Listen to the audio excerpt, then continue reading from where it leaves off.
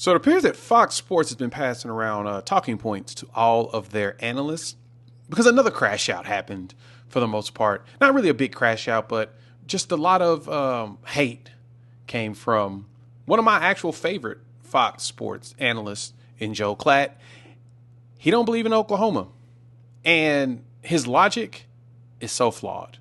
So we're going to show you why his logic is so flawed. So let's dive into that. Before we do that, welcome to Unfair Sports. I'm your host, Jay. Thank you for pulling up to the channel. This video is powered by our partners at Sleeper. If you haven't checked them out for daily fantasy ball, you are missing out. Use our promo code UNFAIR. They're going to match your first deposit at 100% up to $100. So Joe Clatt went on the next round. I believe that's the name of the show that he jumped on. And when he went on there, he was, as many have been talking about Oklahoma and them playing and them being in the playoffs and all of that. And so he says that, he's not big on Oklahoma being a lock for the playoffs. I'm going to let y'all hear what he has to say. Then I'm going to bring the facts behind it. That's what he said. The SEC's message has been very clear. They consider Alabama, because of the tiebreakers, the regular season champion. They point out numerous times they are the number one seed in the SEC championship game. I understand why they are doing this. Is it your belief that being in the championship game is enough for Alabama to be locked into this field? I hope so. I hope so, because I don't think that they should be penalized for playing this game. Now, as we're seeing in real time conference championships die, right? And yes. So that's why different formats are going to have to be implemented. There's no doubt. But this is the right argument from the SEC, and they're correct. I do not believe that Alabama should lose their spot in the playoff for having to go and play the conference championship game. I really don't. Now, to be quite honest with you, I think the team that has the weakest resume, and I know that sounds crazy and you guys are going to scoff at me, is OU. If you look at the predictive measures, the Sagarin ratings, the S&P Plus, they don't like OU. And that OU team, if you're just watching the film and you're doing this off of eye test, OU is the worst of all of those teams.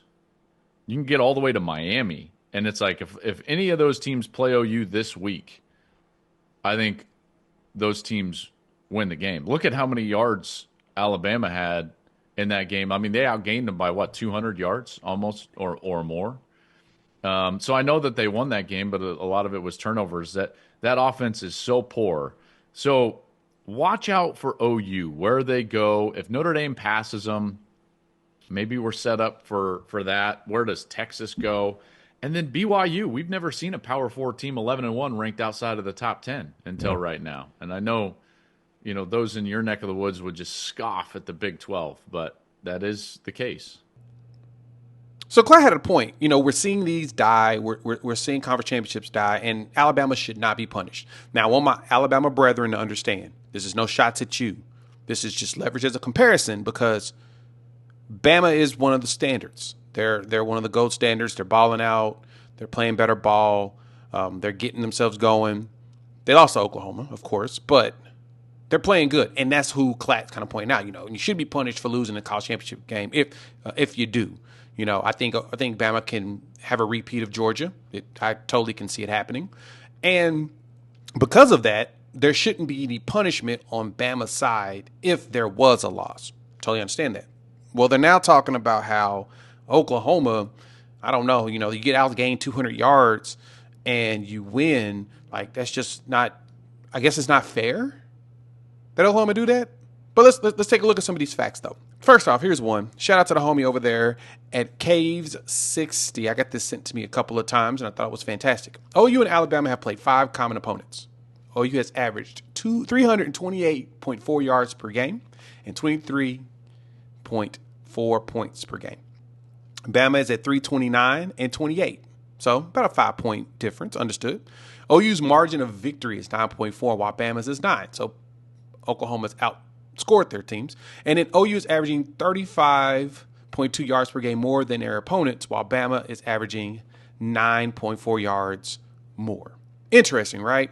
And there was an additional component that was added to that I thought, was a great example as to why we're dealing with like the BS here, because Oklahoma put up 24 points and 408 yards against Michigan. Ohio State put up 27 yards and 419 against that same Michigan team last game of the season. Oklahoma has played objectively tough defenses this season. Like, all the defenses they're playing are hard, especially in conference. They've been balling against dudes. They be balling. So to me, it's why are we punishing Oklahoma when Oklahoma's doing what they're supposed to do? But let me break the numbers all the way down for you, because I think you need to see these in a breakdown that someone else posted that I thought was awesome. I started doing it, and I saw this graphic, and I'm like, nope, I'm going to give them props, and I'm also going to use it. Before we do that, let's make a couple picks with our partners over there at Sleeper. Let's make a couple of picks here, and something you guys can take advantage of. And so right now they've got that. Today it's a boost in hockey, 30% boost. Pick 4 more players, pick more or less on the statistics, and you can jump in the game. They got all kinds of promos. So we're going to look at the promos today, and then we'll make a couple of picks. Let's look at the NBA, 4+ basketball. We're going to use that one, and we're going to get some NBA games going.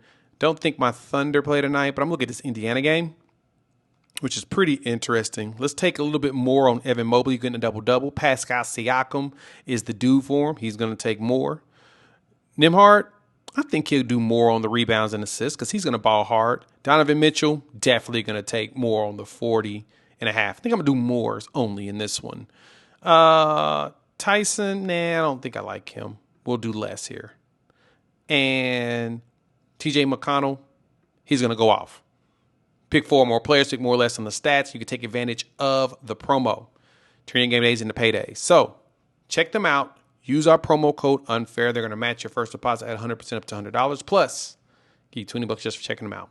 Terms and conditions apply. See Sleeper's terms of use for details. Okay, so here's the numbers. Look at this.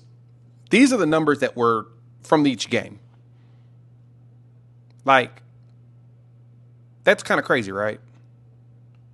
Statistically, like, I know we talked about Bama not having a run game, and that's been like the thing that people have, counted against them or whatnot, but these numbers are very comparable. We put up more yards against Auburn, more against LSU, which both have really good defenses, and just look at the scores. Not too far off from each other, right?